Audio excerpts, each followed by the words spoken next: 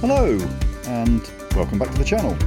If you're new here, my name's Martin and the channel is all about sort of my life after retirement and the adventures that I get up to. This is another one of my catch-up videos, so I hope you enjoy it and I hope it makes sense. So here we go. Well, that was the boat back in the water. That was on Monday. It's now Thursday morning. I mean, quite a lot's happened in that time. The guys from the boatyard kindly took me for a sort of 10 or 15 minute practice run up the canal up towards Northampton. Only went about a mile, but it was quite useful in terms of, you know, can I do this? And it all went really well. So I filled it up with water, went and got some bits and bobs, needed some shopping, then came back, jumped on board and brought it up the canal. So I'm now only about half a mile away from where I was.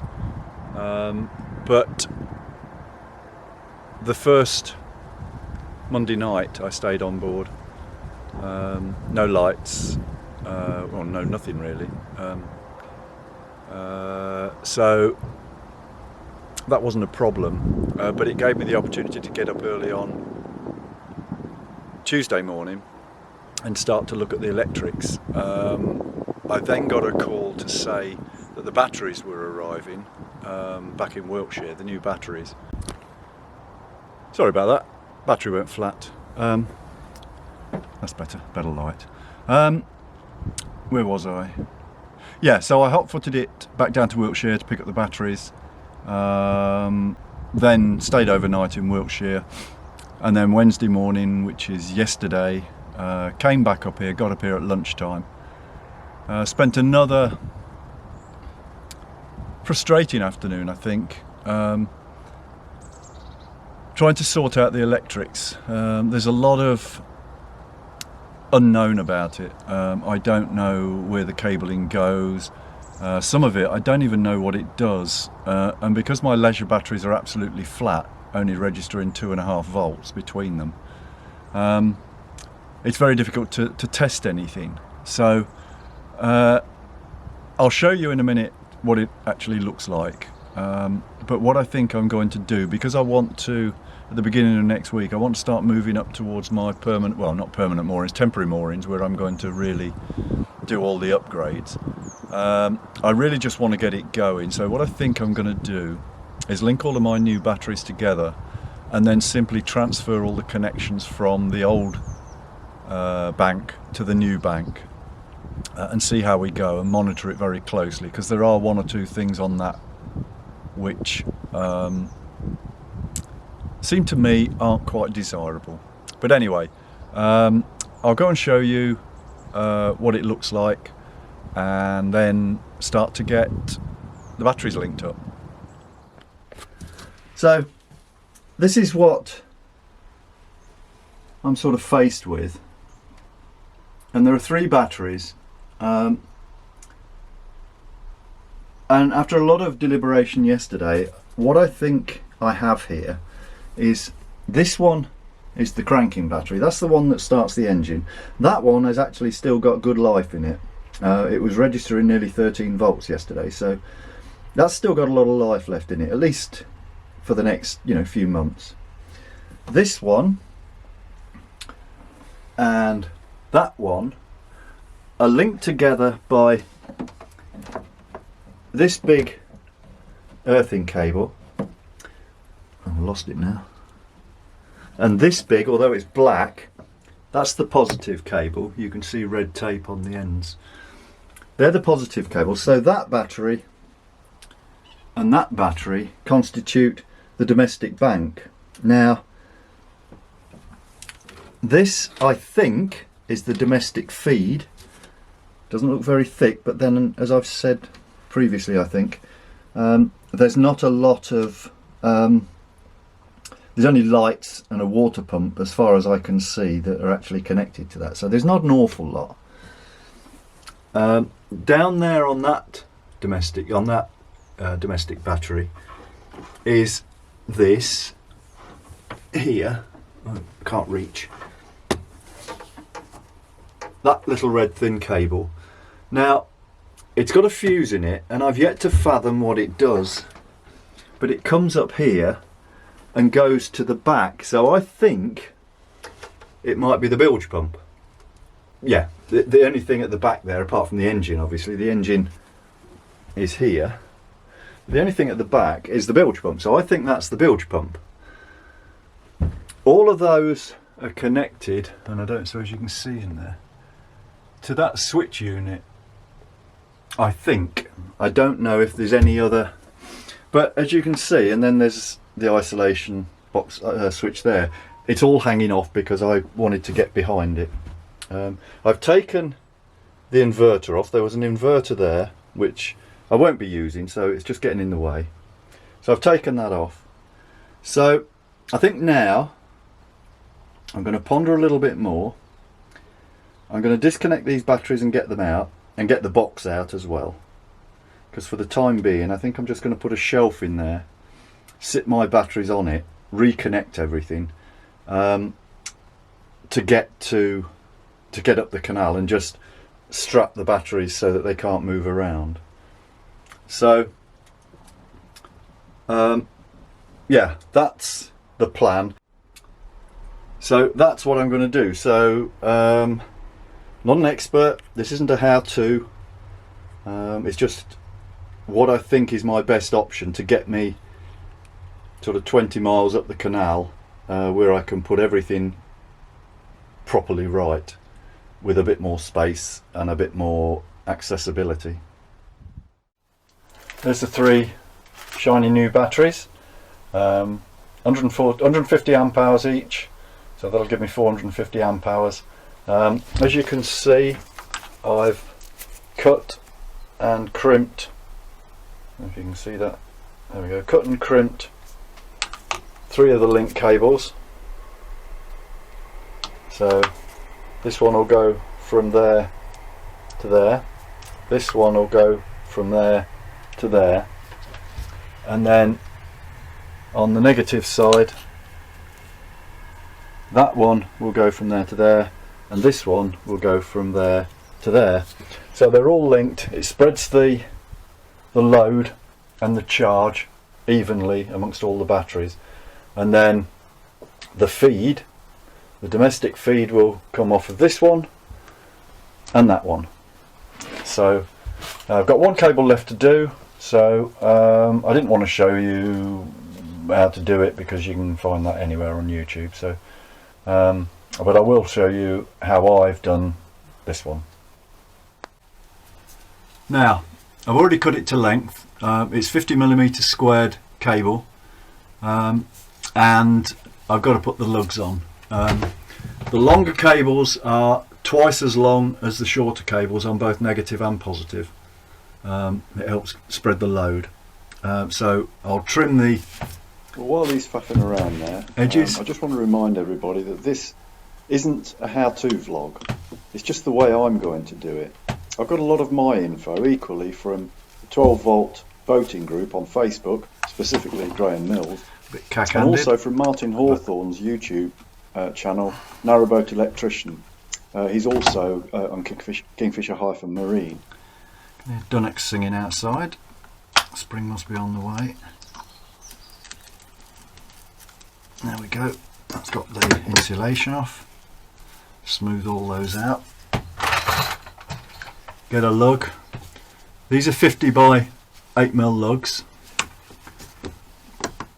and the cable has got a natural memory because they're always coiled up. As you can see, it's got a curve in it. So when I've just splayed all the cable now. When you fit the lug, first of all make sure you get all of the strands in, like that, but make sure your lug sits according to the curve. If you can see what's happening there, there's the curve. That's how it's going to sit on the battery. If you don't, you're going to find yourself trying to twist a 50mm square cable, which isn't going to work. Now to crimp it, this is the crimping tool. It's got a 35 and a 50mm setting.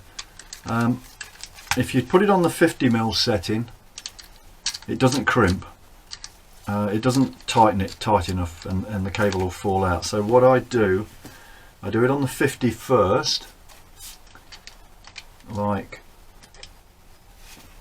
so, and then I alter it onto the 35, which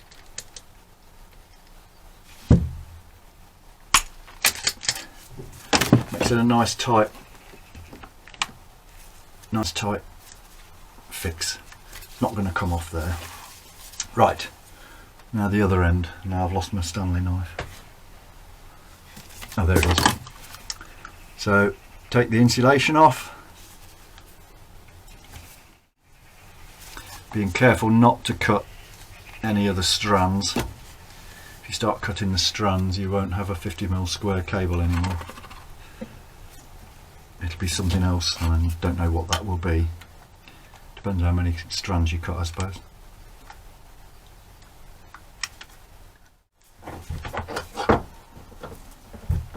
There we go. So get another lug, fit the lug on, keep all the strands inside, like so. Make sure they didn't line up. There we are. Make sure they line up so that when you bolt it on, it's going to work. And then we want the 50. Wherever that is. Where is it? There we are. The 50 for the initial crimp.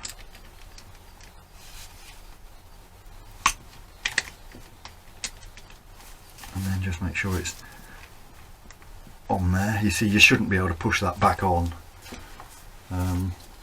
50 doesn't quite do it, and I think that's pretty common. Martin Hawthorne on Narrowboat Electrician, he found the same, or he put me in right on that one. And then 35, and there we go, job done. That's not coming off. Now I don't have any 50mm heat shrink or 50mm square heat shrink, so I'm having to use insulation tape to insulate the ends, but it'll work just as well. It doesn't look quite as neat, but it works just as well. Okay, well, as I say, I'm going to disconnect the old batteries and get them out as a starting point, and then see if I can get new ones in temporarily, and then reconnect as is, but on the new batteries. So the first thing I'm going to do is disconnect the cranking battery. So this one's still in good nick, still works, and it'll be going back in once. Make sure that doesn't touch anything.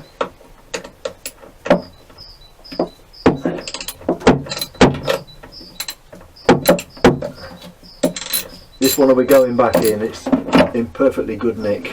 It's working well. So now that's disconnected, these cables are fairly safe. So I'm going to, well, these cables are not fairly safe, they are safe. I want to hook those up out of the way where I know where I can find them, and lift this out, which isn't going to be too easy because there's all sorts of other gubbins in the way. Oh. I wish these domestic batteries had been linked together. These aren't even tight. I wish they'd been linked alongside each other, I mean. Right. Oh, bloody hell.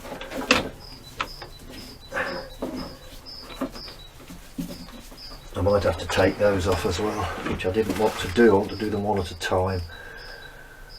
But I don't think I've got the choice, so I'm going to undo those. They're domestic.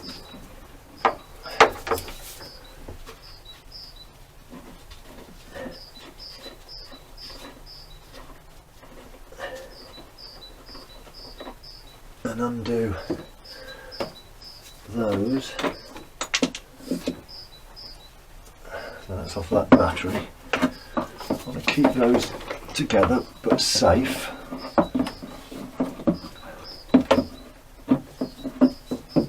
Make sure they don't touch each other.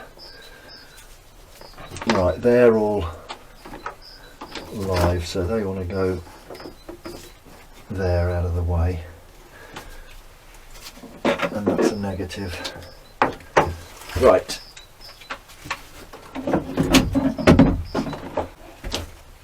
Yeah. This one's rubbish. I'll keep the bolts and the clamps, they might be helpful. The nuts and the clamps, I should say. But the battery is dead.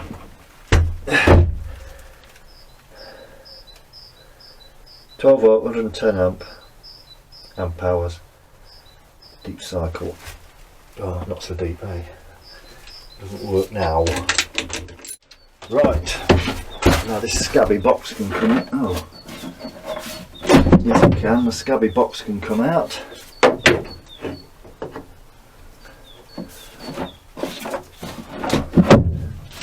you fastened in?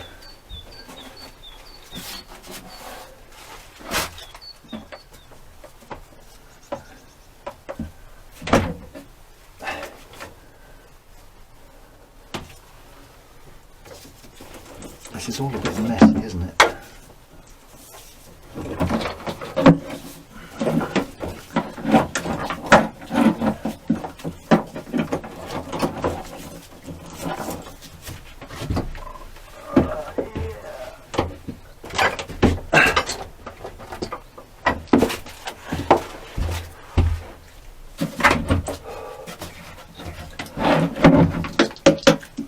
don't know what that relay's for.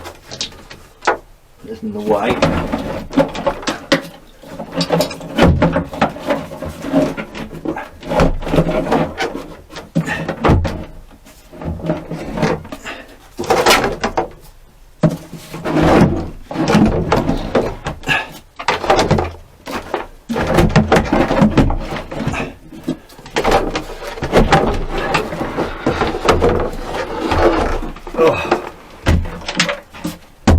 Right, greatly.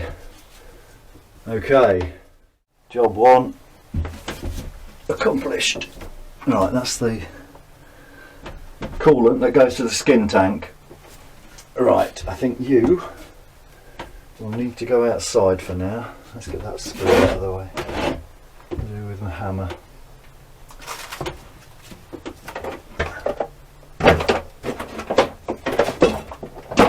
That one will do. Well, they're in. I didn't video it. I was just intent on actually getting the job done. So we now have the starter battery here, the cranking battery. 1, 2, 3 leisure batteries. The leisure batteries are all linked together so that the power is distributed evenly. And then I've put back things like this along with this relay and other stuff which I don't really know. I think that is definitely the bilge pump, as is that earthing cable there. So I've put back the bits that I'm not very happy about, and then monitor it on the journey up to where it's going to be moored for a while. Then I can get the whole thing out. I can put a proper box in, I will strap these down, but I just want to test it now. So here goes. This is the moment of truth. Oh, better turn the power on first, I suppose. There we go. Well, that sounds good. The preheat's working.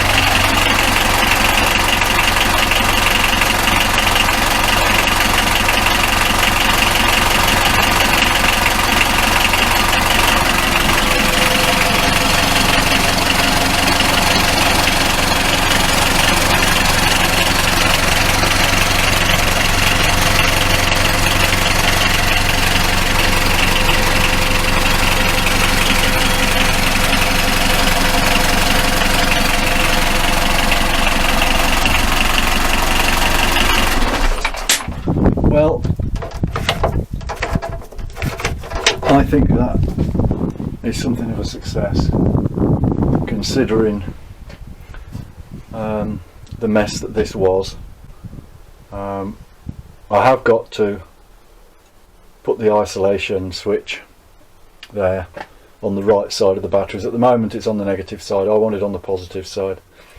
I want to put a lot more fuses in and contact breakers. But as I say, I've got a 20-30 mile journey which will take 3 or 4 days. I'm going to start that at the beginning of next week, and then I shall have the floor up most of the way, just so that I can keep an eye on things and then check it at the end of each day. But I was quite nervous about attempting this because of the unconventional way in which it was wired. But I have to say, I've been quite pleased with it. So then, that's about it for this one. I'm going to tidy up a little bit now, then I'm going to go and do some shopping, get some bits and pieces for this evening's dinner, and then and maybe even some beer. I think I've earned some beer. And then tomorrow there's some cleaning to do. Now I've got a water pump, I can actually boil a kettle. The water heater's leaking, so I shan't be using that. Do a little bit of cleaning and then mosey on back to Wiltshire, ready for the weekend's rugby, international rugby weekend. Come on England.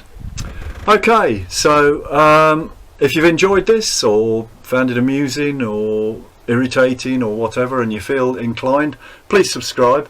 And if you want to see some more, obviously there'll be the major fit out or the major upgrade coming on very shortly. So if you want to know when that is, hit the notification bell and give us a thumbs up.